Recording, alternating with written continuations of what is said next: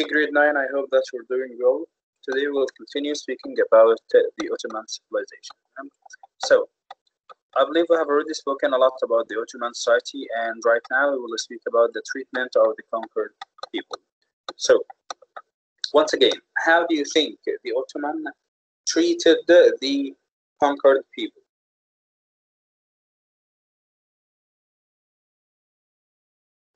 Grade 9, can you hear me? Yes, hello. Yep. How do you think that the Ottoman treated the conquered people? Okay, well, Good. They treated them good. Good. What Yeah. are the aspects of treating them good? They let them join their country like soldiers or leaders. Nice. Um, they had equal opportunities. Equal opportunity, bravo.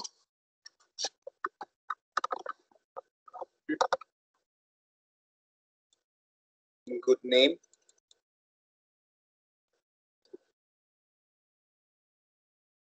How a good name sound?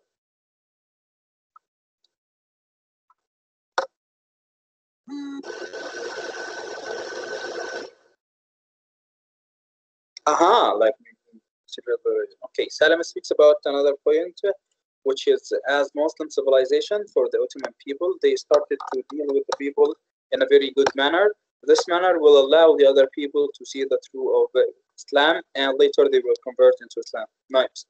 So, So a reputation, basically.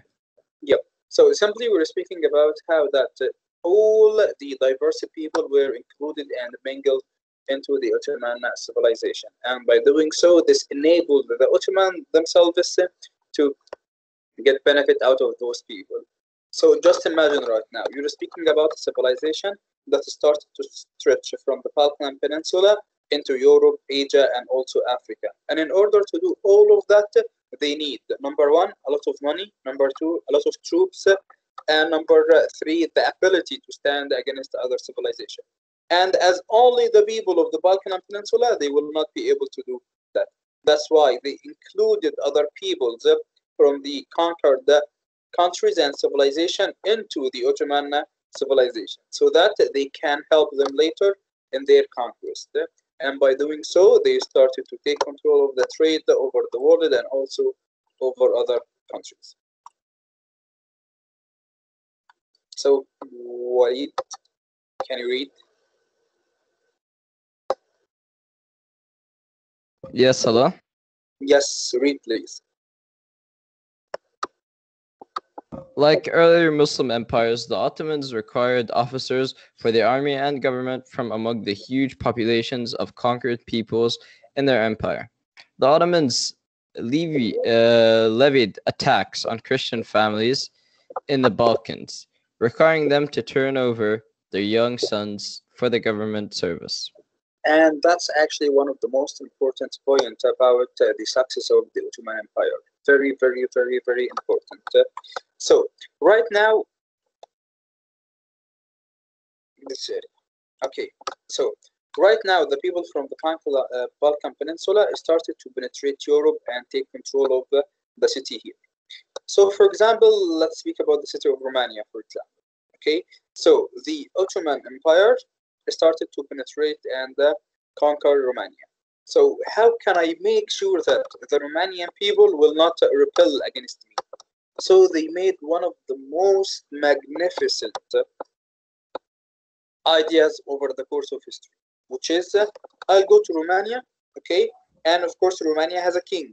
So, I'll take the prince of that country, the king's son, okay, and send him back to be taught in the city of Istanbul. By that, this prince will grow to become a follower for the Ottoman Empire. And once he grows to become a very grown up man, they will send him back to rule Romania. See the idea?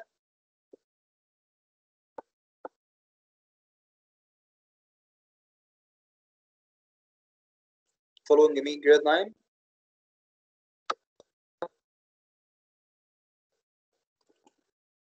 Grade 9, hello? Hello, yes. Yes, hello. All right. So simply imagine that I entered your house and I just conquered your house. Okay. How can I make sure that you're not gonna rebel against me? So the Ottoman did what? They took the son of that family in the house. Of course, we're talking about country. No slavery, treat with care. Okay, all of that. Beside another thing, Sally, which is they took the prince of the country, okay, in order to be taught in Istanbul, and then they sent him back to rule the country. So this man who has been grown in Istanbul, he grew to become royal or loyal for the Ottoman family. Consequently, he will go back to his own country and he will be ally to the Ottoman people. So, for example, if I conquered your house, and in order to make sure that you're not gonna rebel against me, I'll take your son and send him back to my own house to grow in my house. And once your son grows, I'll send him back to your house. Got the idea? So they make sure that the heir to the throne or the The heir to the throne, yes, the heir to the throne. All the heirs to the thrones in the European country they conquered shall be sent to. teacher. Someone kicked me while I'm talking. Who's this stupid one who's doing this? Teacher, can you That's oh, they're get getting kicked. I Oh, got no. kicked. Why? What? nice? Everyone's leaving.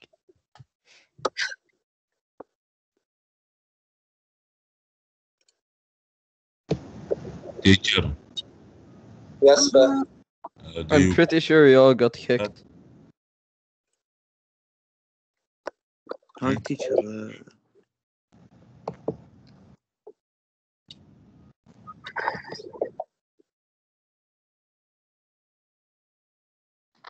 Who kicked teacher? We all got kicked. No, I come before one moment. But I Yes. who kicked me, teacher? I had no idea. I know I know the one, but I didn't sure 100%. Is that you, Musad? No, I don't think it's Mossad. No, I think Musad. No, I didn't kick anyone. I just got kicked. We all whoever wasn't kicked must have been the person who was kicking. We're ready for some detective work now. Come on, guys. We're not trying for this.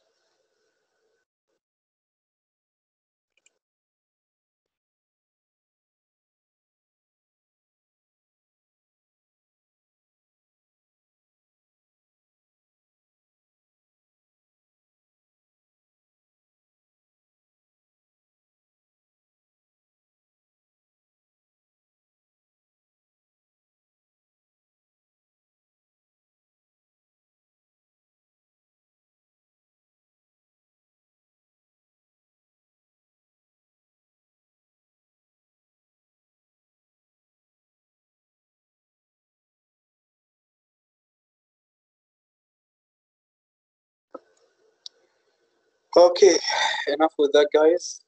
And whoever is trying to appear as a funny guy, it's not your time. If you don't want to attend the session, you are super welcome to leave. So, once again, we were speaking about the treatment of the conquered peoples by the Ottoman Empire, and the Ottoman they applied one system, which is having the heir to the throne of the city that they conquered to go back in order to live in Istanbul and be taught there, so that he will grow up to become loyal for the Ottoman Empire.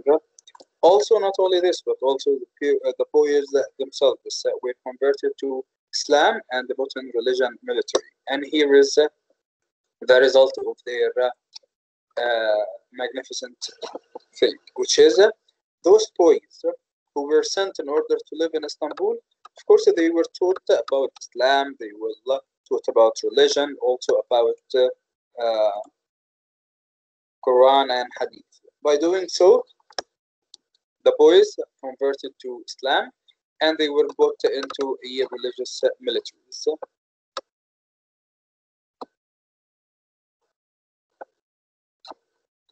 Hey.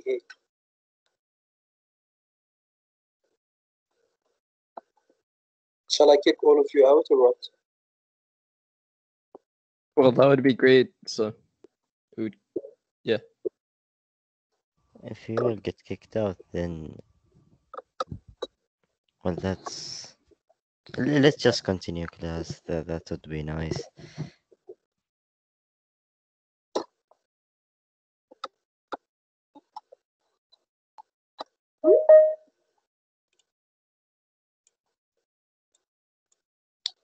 So the boys were converted to Islam, and by converting into Islam, they were put into a religious military. And here lies the just idea behind having the heir to the throne or some people from the conquered people to be sent back to Istanbul. Those people were put in groups called Janizaries. Janizaries. What is the meaning of Janizaries? They are the elite forces of the Ottoman army. The elite forces of the Ottoman army. So far, so good. Yes. Yeah. Okay, so once again, because the Ottoman they treated the conquered people from other civilizations very good, okay, and they have some of the people to be sent back to Istanbul to be taught there. Now they will have the number or enough population in order to go further in their conquests in Asia, Africa, and also in Europe.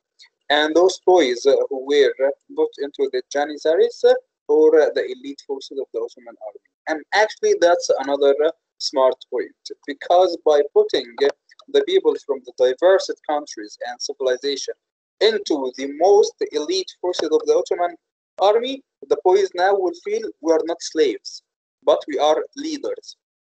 So they will be totally loyal for the Ottoman people.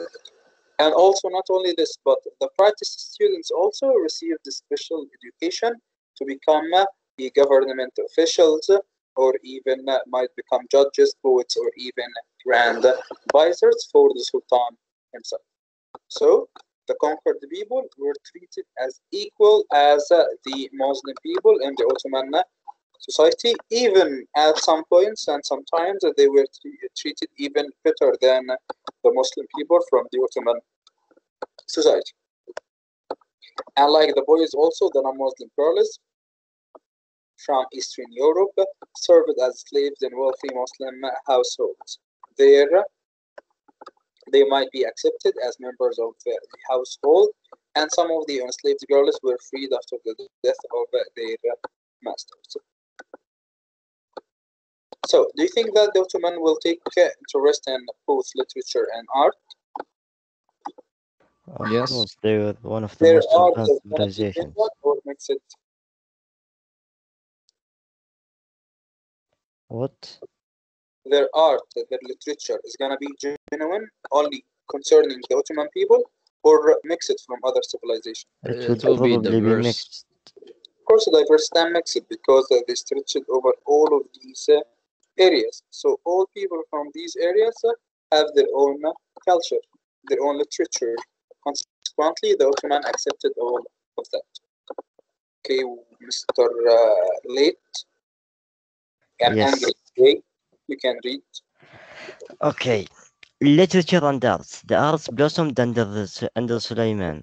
Ottoman poets adapted Persian and Arab models to produce works in Turkish. Influenced by Persian artistic styles, Ottoman painters produced detailed miniatures and illuminated manuscripts.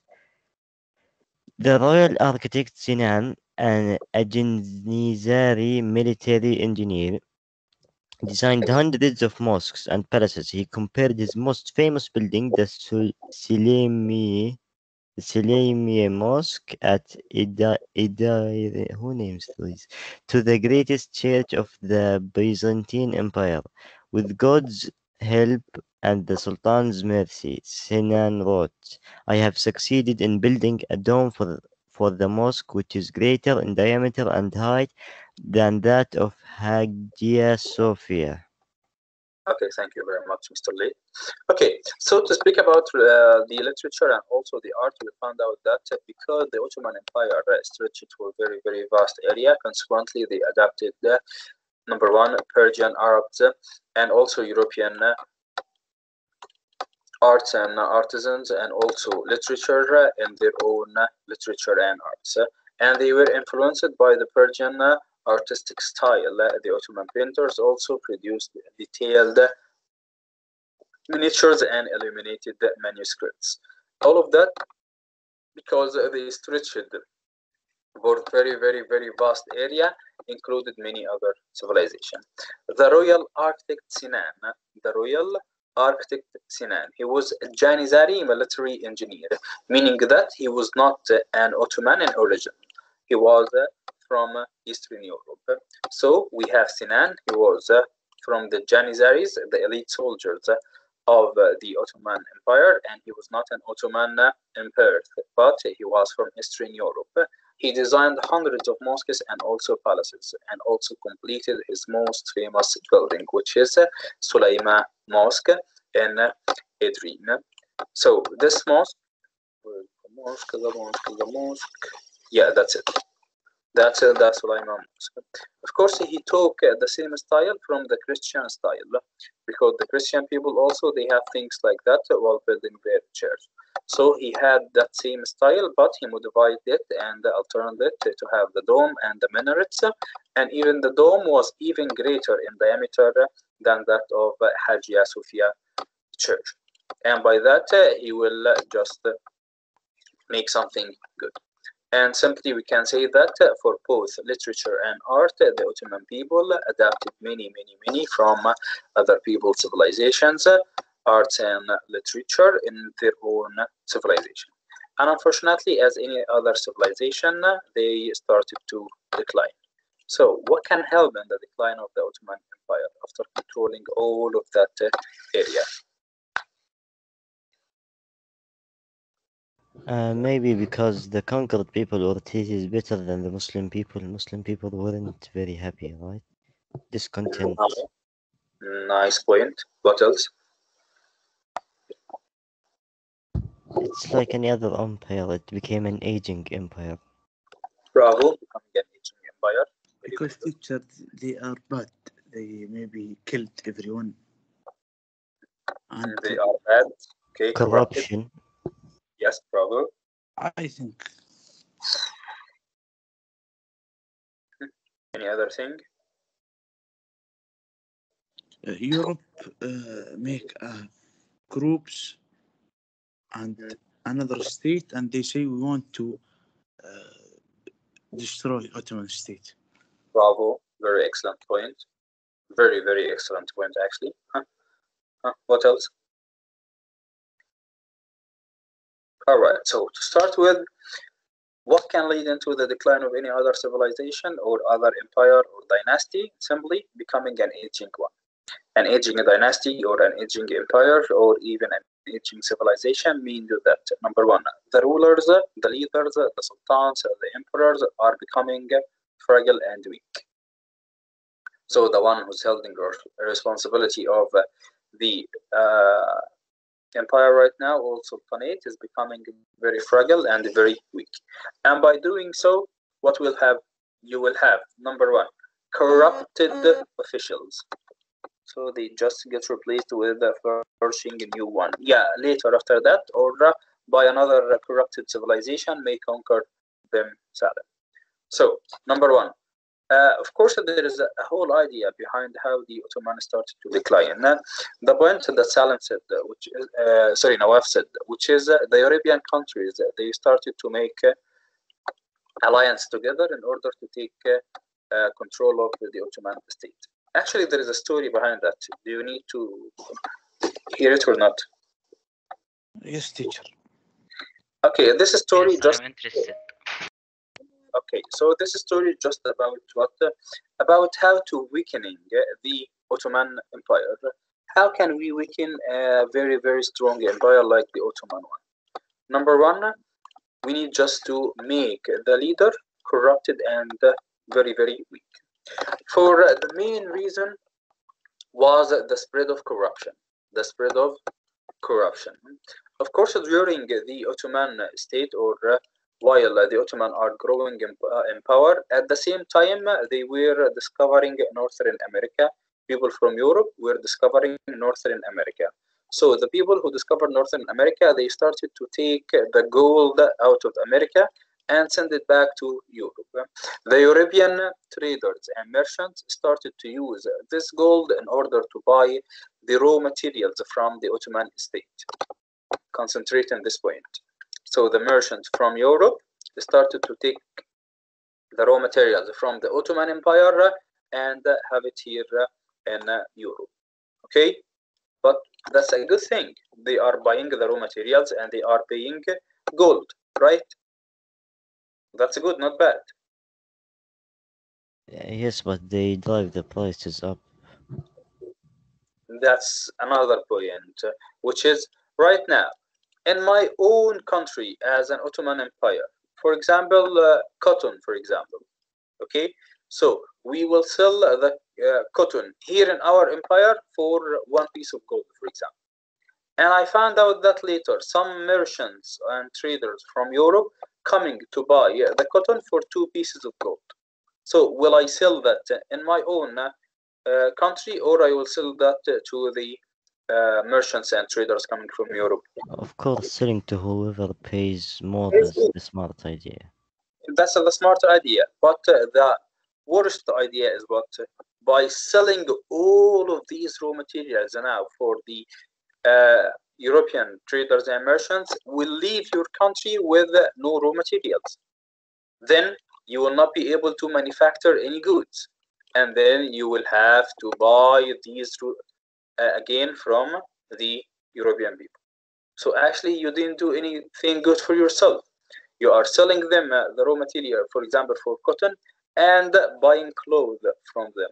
And this actually will be very, very expensive for you to buy.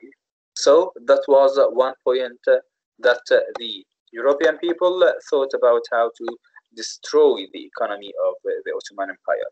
Once the Sultan heard about that and knew about this problem, he banned selling any raw material from the Ottoman Empire to the European traders, except of course for France, because there was alliance between both of them in France here in this place. Okay, and as a trader right now, I'm having raw materials, and you are asking me to sell them here with low prices, but there are some European traders who will buy them for very high prices. So what will lead, or what's going to happen in this point? In this point will happen something that is called black market. Black market. And the black market means that the traders and merchants from Europe will be able to buy goods from Turkey, and they will just do that without the knowing of the government. And by doing so, people also, the traders in the Ottoman country, started to take all of the raw materials and sell them in the black market. And that was one of the corruption points that helped in the decline of the Ottoman people. Another major important point, which is the corruption of the Sultan himself. The European people, they sent a Jewish slave, female slave, for the Sultan to help as his slave. Some people say that she was a witch. Okay, and by using her witchcraft, she convinced the Sultan to kill his two eldest sons, and by killing him, they were very strong and they were loyal to their father a lot, and she convinced him only to do that. And after killing his own two sons, this left him with no heir but her own son, the one for the Jewish slave. Okay, his name was Salim II. Salim II, he was very, very weak and fragile, and he left all of the empire in the hands of the ministries. And of course, the ministries, they Teacher. just money. Yes.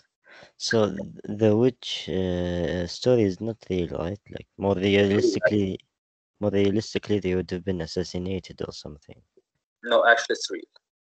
So he ruined his own empire. Yes, he ruined his own empire. He did not know what he was doing. Do you know when someone starts to speak to you a lot about something? Like, for example, I tell you, okay, you were having a fight with whom? Who عبد shall? الرحمن. Abdurrahman. Okay. So right now, both of you, you and Abdurrahman, for example, you had a fight. It's just you were kidding, something very easy. But once I come to you and tell you, do you know that Abdurrahman said that you are stupid? Abdurrahman said that you are not good, you are corrupted, you are bad. And I start just saying all of this. Each time I see you, I start convincing you with all of that. Eventually, you will hate Abdurrahman, right? Got the idea? Well, yes, so they Because kept of this feeding kind him. of time, yeah, feeding your subconscious with these false ideas. I'm just giving an example, Ibrahim. Okay, so that's exactly what happened. This female servant or witch, she started to feed the subconscious of the Sultan that both of his own children wanted to take advantage of him and kill him in order to take control of his sultanate.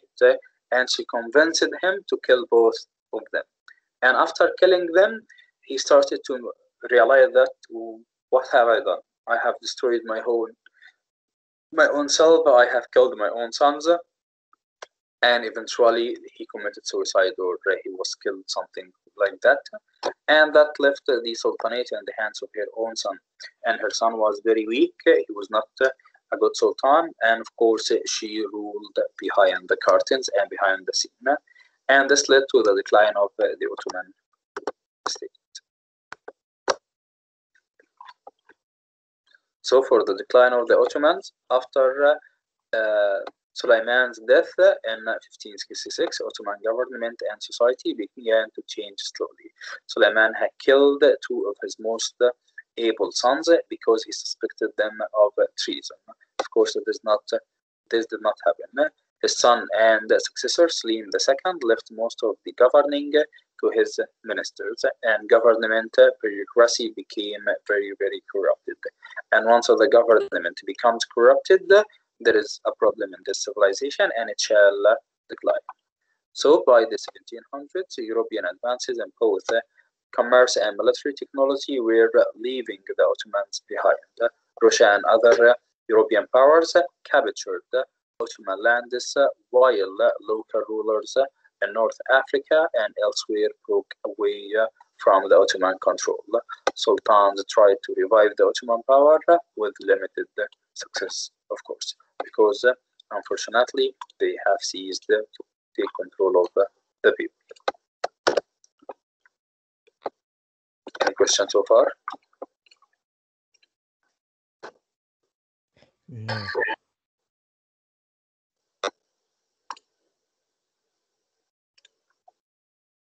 The Ottoman Empire was the largest and the last of the Islamic empires.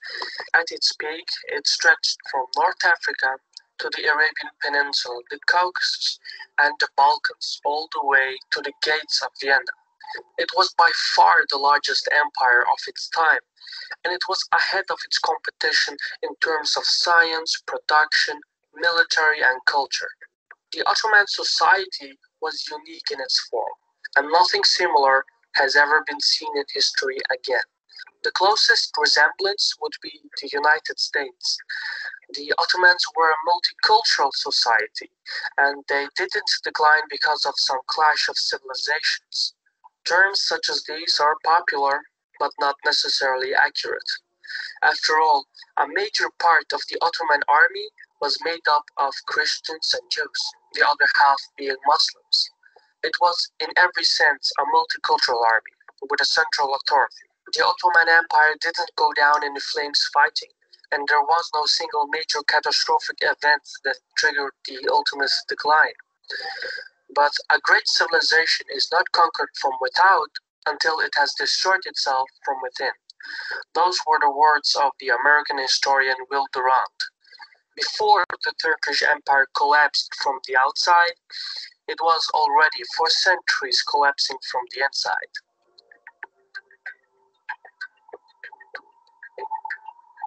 Most people will tell you that two military defeats led to the decline of the Ottomans. One was the Battle of Lepanto in 1571, the other being the Battle of Vienna in 1683. In the Lepanto naval engagement, the vast majority of the Ottoman fleet was destroyed. But within a year, the Ottomans replaced their entire fleet with more modern ships and an even bigger fleet. However, the Ottomans had lost their most experienced sailors and commanders in the battle, and this reduced the effectiveness of the Ottoman navy. The other major defeat came in 1683 at the Battle of Vienna. This wasn't the first time the Turks had tried to take Vienna. In 1529, the Turkish Sultan Suleiman the Magnificent began the siege too late in the season and decided to withdraw. He figured that he returned to conquer Vienna the next year. But there was never a next time. Suleiman got distracted with other affairs. Now, conquering Vienna was part of the national interest of the Ottoman Empire, because Vienna was the limit of Ottoman logistical capability, and conquering the city would have allowed them a fresh new logistical point. It was sort of like conquering a new Cairo or Istanbul. These kind of major cities provided a new logistical point and allowed further expansions. But the Ottomans didn't prioritize their objectives well enough, as they were continuously distracted with other affairs. At the time, the Ottomans were certain they would eventually take the city because they had the strongest army in the world, so they weren't in a hurry. By 1683, the Ottomans figured it was time, and they tried to take Vienna again. But this time, the battle was a defeat, and the Ottoman army was routed. The Turks had missed their opportunity. That is how most people see it, and these defeats certainly played a role, but they weren't the decisive factors that eventually led to the decline of the empire. The process that turned the mighty Ottoman Empire into the sick man of Europe was very gradual and so slow that during the time nobody noticed it. It starts with Venetian traders who in the 15th century went back and forth buying Ottoman raw materials like metal, lumber, oil, meat, etc. This was a very lucrative business, and by the 17th century it wasn't just Venetians, but also French, English, German, Dutch, and other European traders. They traveled into the Ottoman Empire, buying raw materials with the gold of the Americas, so the European traders could always outbid the Turkish traders. And the Ottoman economy was very complex. It was some kind of state-controlled mercantilism, in which there were guilds who produced certain products, but the products, the amount of the products, and even the price of the products was determined by the state. This was basically done to avoid inflation. After several decades, the Turkish guilds were losing their productivity because there was less material to produce the products, as the European traders were buying up most of the raw materials. The Ottoman Empire needed to protect the domestic production of the empire, and since the European traders were buying up all the raw materials which the Turkish guilds needed, the answer seemed logical: ban Europeans from buying strategic raw materials. And what do people do when their lucrative businesses are banned? They form a black market where prices are even more expensive but profits even more lucrative. A whole class of black market entrepreneurs emerged. And what does lucrative underground business produce for a society? Corruption. Because the black market entrepreneurs had to bribe officials to look the other way. Over time, this spawned another class of entrepreneurs, bribe-taking bureaucrats. Because of the Ottomans' inability to produce goods, this new rich class could only spend their money on European products, and this provided a new market for the Europeans. The Ottomans bought the European luxury products, and at the time it seemed like the Ottomans were blossoming with wealth. But in fact, it was the European traders who were making all the money, because it was the Venetian, the Spanish, and the Dutch who sold their luxury consumer products to the Ottomans. The Turks were no longer producing, instead they were consuming. In the meantime, there were so many high-value products that inflation rose. This became another burden on the economy. The same thing happened to the Spanish Empire. Inflation hurts people with a fixed income. The only people with a fixed income in the Ottoman Empire were the bureaucrats and court officials. This bloated, unproductive upper class supplemented their income by taking even more bribes, and thereby corrupted the administrative and legal workings of the state.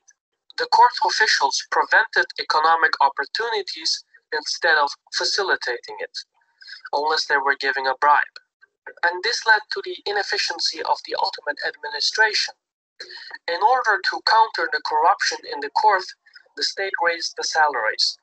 But since there was no real revenue in the Ottoman economy, the state was merely minting money out of thin air. This in return escalated inflation even further and puts us back where we started. In the end, the rulers' attempt to stamp out corruption and promote efficiency only aggravated the problem. All the while this was happening, another process took shape. The Janissaries' gradual change towards aristocracy. Now these were Christian children raised with the best education, and they became the elite fighting force of the Ottoman Empire.